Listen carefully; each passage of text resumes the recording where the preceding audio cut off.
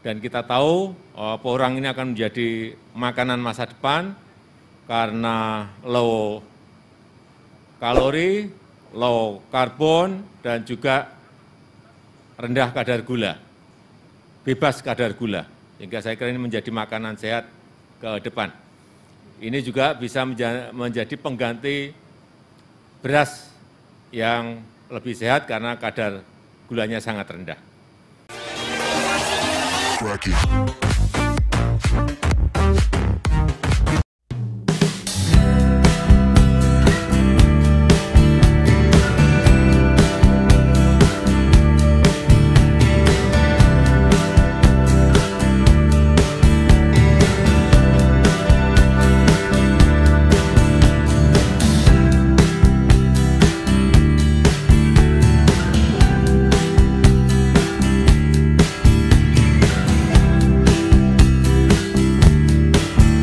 Halo sahabat Inspirasi Kalimantan Barat, saat ini saya sedang berada di kilometer 49 Kecamatan Sungai Ambawang, Kabupaten Kuburaya. Saat ini saya akan menuju ke lokasi porang ya, pengusaha porang di Kalimantan Barat. Nah, seperti apa lokasinya, seperti apa proses penanamannya, mari ikuti perjalanan saya.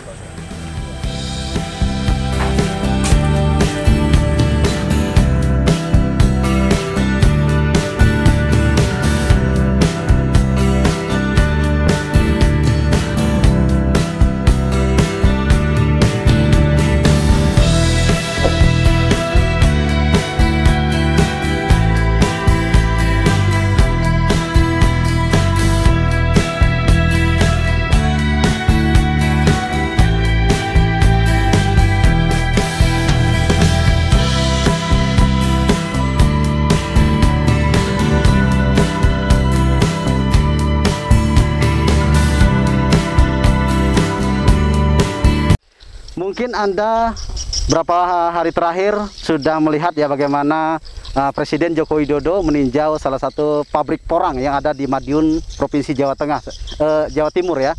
Nah, untuk di Kalimantan Barat sendiri kemarin banyak bertanya kepada saya, di mana kita mendapatkan bibitnya, di mana cara menanamnya, bagaimana cara menjual hasil dari porang itu sendiri. Nah, saat ini saya sudah berada di kebun porang milik petani di Kabupaten Kuburaya, Provinsi Kalimantan Barat. Tepatnya di Jalan Trans Kalimantan di kilometer 49. Saya sudah bersama dengan Pak siapa Pak? Jonghong. Pak Jonghong. Nah, nanti Anda bisa melihat penjelasan dari Pak Jonghong ya. Dan saat ini saya sudah memang berada di posisi porangnya. Pak Jonghong, Ya. Gimana ceritanya Pak Jonghong bisa menangkap peluang porang ini? Sehingga Bapak bisa menanam porang sampai setinggi ini saat ini? Awalnya memang karena pandemi ini kan susah kita mencari kerjaan Pak ya. Kedua memang saya pengen agak tertarik sekali dengan pertanian. Iya.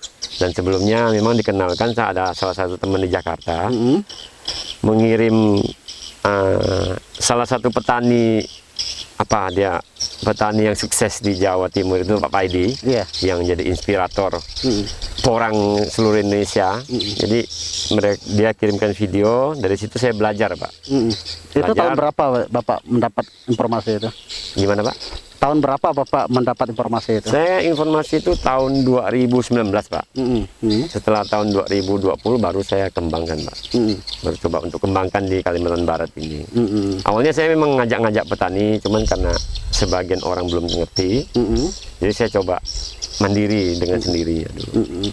Pak Jonghong, saat ini Bapak sudah mulai menggarap lahan itu. Ya. Berapa luas lahan yang Bapak mulai garap saat ini Pak? Saat ini saya lagi nggarap di lahan di lokasi 2 itu sekitar kurang lebih 1 hektar Pak. Itu rencana kita mau nanam sampai 60.000 sampai 70.000 Pak.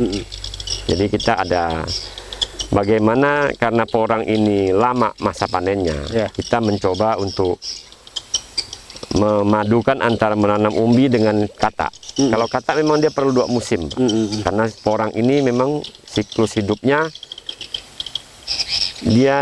hidupnya tumbuhnya itu di musim penghujan dan akan panen di musim kemarau. Setelah itu beberapa bulan dorman, dia akan tumbuh kembali Pak. Jadi itu namanya musim. Mungkin secara proses Pak, bagaimana Pak prosesnya pada saat mungkin penyemaian bibit sehingga porang bisa menghasilkan. Bagaimana proses dari siklus penanaman itu? Kalau untuk porang, memang kalau kita nanam dari kata, karena kata ini rawan sekali dengan kelembaban dan maksud saya kelembaban dan jamur, Pak ya. Jadi memang sebaiknya disemai dulu untuk dihidupkan. Jadi Berapa lama nyemai? Kalau memang dia sudah masuk musimnya, dia akan tumbuh tunas sendiri, Pak. Oh iya ya. Dia akan tunas sendiri. Terus? Kalau memang sudah musim hujan. Terus? Habis semai? Sampai semai nanti kita sebelumnya kita persiapkan lahan. Kalau lahan sudah siap, kalau kita nunggu musim hujan, bila sudah tiba musim hujan kita tanam, Pak. Tanam, cuman dengan pupuk organik. Ya. Kalau dilihat dari struktur tanahnya, Pak, di Kalimantan Barat, apakah memang memungkinkan, memang cocok untuk porang, Pak? Kalau tanah menurut saya, sepengetahuan saya sih tanah ini cuma media, Pak. Jadi porang itu akan hidup di mana saja. Dia sebenarnya tumbuhan liar awalnya. Porang itu tumbuhan liar. Karena dia mengandung glukomanan yang tinggi, jadi orang cuma mengambil glukomanannya, Pak. Iya. Kalau untuk mendapatkan bibit porang ini gimana, Pak? Saya awalnya membeli dari Jawa, Pak. Iya. Dari Jawa. Terakhir karena ada daerah di Nusa Tenggara Timur itu, dia punya iklim tuh kurang lebih dengan Kalimantan Barat. Kita coba ambil bibit dari sana, Pak. Iya. Waktu Bapak pertama beli itu berapa, Bapak, harganya di sana?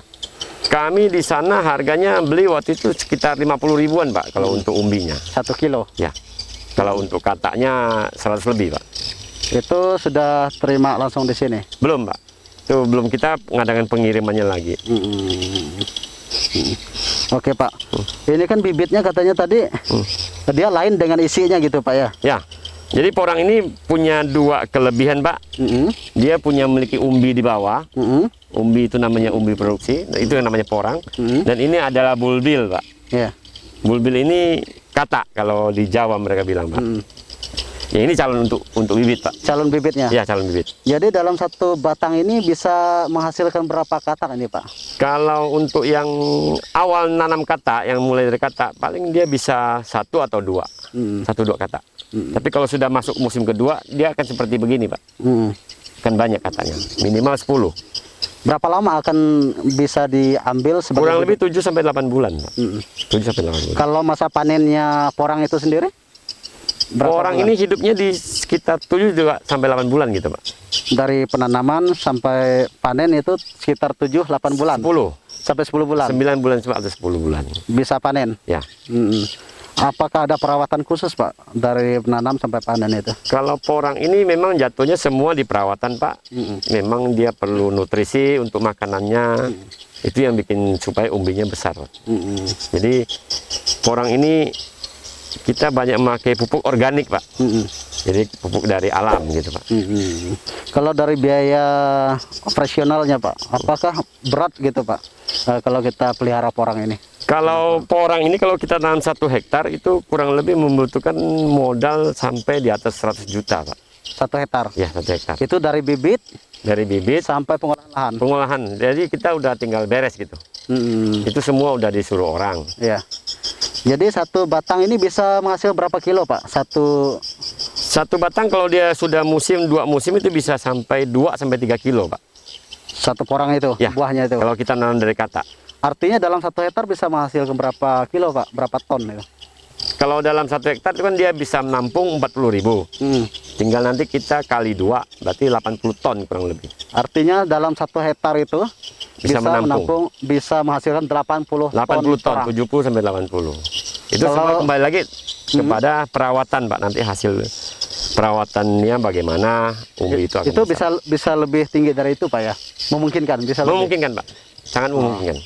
Artinya kalau 90 atau 100 bisa. 1 hektar bisa menghasilkan 80 ton. 80 ton. 1 kilonya berapa, Pak, porang saat ini? Saat ini di Jawa dihargai 7.000 untuk basahnya, Pak. Kalau untuk keringnya itu namanya chip. Ini porang ini diiris, Pak. Harga saat ini di pasaran Jawa itu sekitar 45.000. 45.000? Ya, 1 kilo. Ya. Jadi 1 kilo porang yang sudah diiris, Pak ya? Ya. Itu 45.000. Keringnya? keringnya. Ya. Nah, kalau kita bisa Chip namanya, Pak. Chip ya. Ya. 45.000. Artinya dalam 1 hektar itu sudah berapa duit itu kalau kita tanam porang, Pak ya? Kalau kita hitung 7.000 berarti hampir 500 juta lebih. 500 juta dalam 1 hektar dengan modal sekitar 100 juta tadi, Pak ya? Ya. Itu termasuk kan Bapak ini katanya tadi lahannya minjam, Pak ya? Ya, minjam, Pak. Nah, ngapa Bapak luar biasa antusias untuk Ya, karena budidaya porang ini? Karena porang ini memiliki dua keunggulan. Di samping kita bisa dapatkan umbi yang di bawah, kita akan dapat bibit yang ini untuk dijual, Pak. Artinya kalau jika dalam 1 hektar tadi 80 ton, ya, itu di luar ini, Pak ya? di luar katak, Di luar katak. Di luar. Dalam 1 hektar bisa menghasilkan berapa banyak katak ini, Pak? Bibitnya ini? Katak paling enggak dia, kalau kita, jadi intinya porang ini kalau kita nanam katak 1 ton, dia akan 7 bulan kemudian kita akan panen 1 ton juga, Pak. Oh ya, 1 ton kali Harga sekarang dia berkisar antara 200 sampai 250, Pak. 1 ton. Ya. Luar biasa ya. Ya. Kalau selama ini, Pak, Bapak membudidayakan porang, apa kendala-kendala yang mungkin Bapak hadapi, Pak? Kendala porang kayaknya nggak ada, cuman ada kita kendalanya itu ada ulat di awal pertumbuhan tunas kecil. Akan ada ulat, namanya ulat yang hijau itu. Dia ulat pemakan daun-daunan umbi-umbian. Ya. Itu yang sering. Kedua, jamur, Pak. Jamur. Ya, 2 itu aja. Tapi kalau untuk di tanah gambut saya masih agak kurang menemukan jamur, ya, Pak. Ini banyak yang bertanya, Pak, pada saya, Pak. Di Kalimantan Barat kalau kita tanam porang, untuk memperoleh bibitnya di mana, dan jika itu menghasilkan kemana pemasaran? Apakah distributornya atau agen sudah ada, Pak, di Kalimantan Barat? Bagaimana caranya itu? Kemarin kita ada jalin kerjasama dengan pabrik yang didatangi Presiden kita akhir belakangan ini, terakhir ini, PT Asia Prima Konjek. Memang kita ada jalin kerjasama. Jadi dari pabrik, kebetulan yang terhormat ya Pak, dari Pak Endro, beliau minta kita untuk menyiapkan umbi produksi untuk kebutuhan pabrik mereka, Pak. Di Kalimantan Barat? Khusus Kalimantan Barat. Saat ini artinya sudah siap, Pak ya? Kita sudah siap nampung untuk tahun 2022 ini, Pak. Artinya jika masyarakat di Kalimantan Barat mulai menanam porang, artinya di Kalimantan Barat sendiri sudah ada penampung gitu ya. Jadi tidak perlu khawatir gitu, tidak Pak. Perlu khawatir, Pak. Termasuk bibitnya itu tersedia, Pak ya? Kalau kita menyediakan bibit juga di samping menampung, Pak. Artinya masyarakat Kalimantan Barat tidak perlu khawatir masalah bibit. Tidak perlu, Pak. Masalah penjualan sudah boleh di ini kan, Pak. Kalau Bapak melihat, Pak, bagaimana peluang porang ke depan nih, Pak? Kalau porang ke depan seperti arahan Presiden kita sama arahan dari Menteri Pertanian, memang ke depan mungkin kita akan bikin beras porang, Pak, untuk kebutuhan bahan kosmetik juga kan, ya, Pak, bahan ya? kosmetik Dan juga salah satu bahan pencampur bikin pengkilat kertas, Pak. Iya. Dan juga untuk ekspor, Pak, ya katanya. Ekspor ini memang mayoritas kalau di Asia kemarin mereka memang makan nasi porang, Pak. Iya. Apalagi Jepang memang mereka makan nasi Jadi porang. selain dari kebutuhan dalam negeri, di luar negeri juga kebutuhan juga meningkat seperti Mereka sangat membutuhkan, Pak. Sangat membutuhkan. Kalau Bapak sendiri, Pak, untuk mengolah ini, Bapak mempekerjakan berapa orang, Pak? Saat ini kami cuma mempekerjakan sekitar 3 orang. Kedepannya mungkin kalau untuk penanaman perlu sampai 8 sampai 10 orang. Kalau sudah masuk masa tanam, Pak. Artinya selain dari peroleh bibit juga bisa menyerap tenaga kerja dan juga isi porangnya sendiri bisa menghasilkan seperti banyak ke depannya kalau untuk prospek, Pak. Artinya kalau untuk tanah di struktur tanah di Kalimantan Barat cocok, Pak, ya? Yang porang gambut cocok, yang untuk tanah mineral juga cocok. Kalau yang saat ini pada Kalimantan Barat yang mungkin sudah Bapak kembangkan, daerah mana saja, Pak, saat ini? Kebetulan saya hanya mengembangin di daerah Kecamatan Ambawang, di Kabupaten Kuburaya di sini. Kemarin katanya di Bengkayang juga, Pak? Di Bengkayang itu punya teman, Pak. Iya. Artinya masih satu komunitas. Satu komunitas, Pak. Ini untuk menghasilkan ini berapa lama, Pak? Ini perlu 7 bulan sampai 8 bulan. 7 bulan. Ini untuk satu batang, Pak, menghasilkan ini. Berapa kilo nih, Pak? Ini kemarin saya panen, saya timbang itu 3 kilo, Pak. 3 kilo. Jadi satu buah ini untuk satu batang porang ini bisa menghasilkan 3 kilo ya. 3 kilo gram beratnya. Jadi jika dikalikan 7.000 tadi apa ya? 7.000 artinya satu ini 21.000. Lebih mahal dari tandan sawit ya. Mahal ya, betul, Pak. Nah, jadi ini bisa lebih besar lagi enggak, Pak? Tergantung kita nanam. Kalau kita nanamnya seperti begini, dia akan lipat 2, malahan lebih, Pak.